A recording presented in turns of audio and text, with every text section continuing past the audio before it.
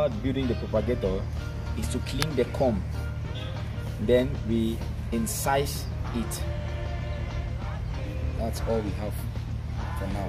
So what quantity of comb do we? How many suckers are we expecting from per comb? Yeah.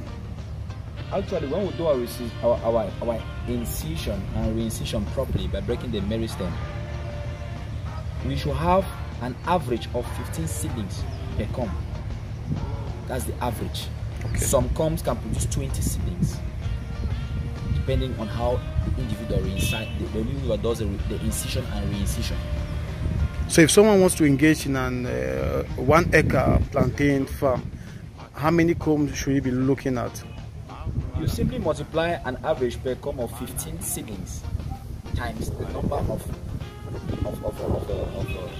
suckers, depending on your planting distance on the field when the seedlings are ready. Okay. Yes. Okay. Depends on the individual. Okay. So let's see how it's done. And, yeah.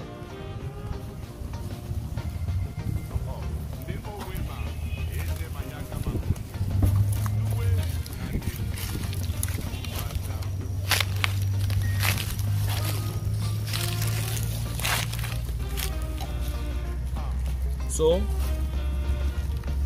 we are going to our next step, as I just said previously. This is a plantain sucker, a young plantain sucker, which is being harvested from the field and brought to where propagation is supposed to be done. So this comb is supposed to be cleaned to a point where you meet the creamy white part inside, but not too deep. You clean it as you're cleaning cocoyams.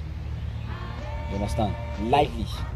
When you meet any gallery, means any hole, means maybe bored by a weevil or an insect for cohabitation or feeding, you have to clear off the gallery with your knife. That's why you have a knife as one of the instruments to do this propagation. So we start cleaning slightly. You don't clean and destroy this place. You clean from below.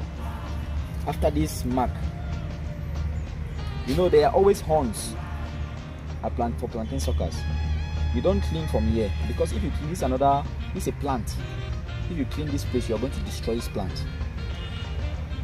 So you clean from below, where this mark, the circular mark is, where you see the nodes.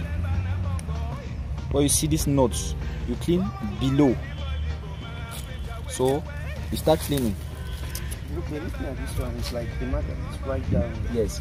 You just have to start cleaning from here. Go like this. You touch this, this is a node. You start cleaning from here. From here? Yeah. Not from here. Yeah. Yes. You look below the node. This is a node. This is a crop here. So you start cleaning from here. So we go.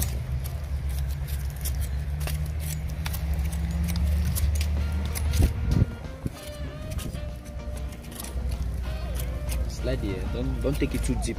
Slightly.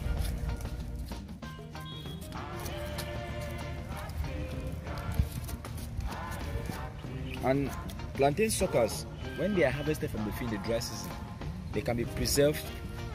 When plantain suckers are harvested during the dry season, because if you want to start a project on this, like today, you can't go to the field to get these materials. You get them pre-hand. This thing can be preserved when gotten, for where I got it, for about 4 weeks in the dry season. But during the rainy season, it can be preserved for 2 weeks if kept under the rain, because it deteriorates when kept under the rain than when it's in the dry season. When it's in the dry season, it's just like you're doing post-harvest management. You're preserving them like cocoyams. So it wastes more in the rainy season, more faster in the rainy season, yes, than the dry season. Than the dry season.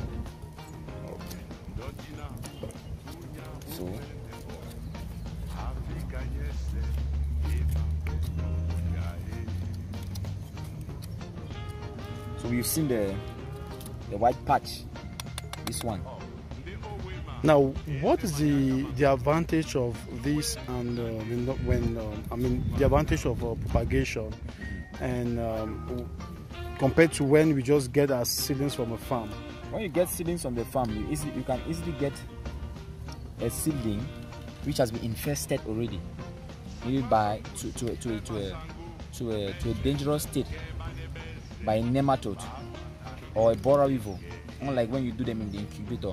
In the incubator, just the temperature and just the process kills a lot of bacteria and a lot of weevils in it. None of them can survive the temperature in the incubator. That's why I said from the beginning, our aim is to produce disease-free planting materials. And the second aim was to increase production of seedlings to reduce the economic cost as well.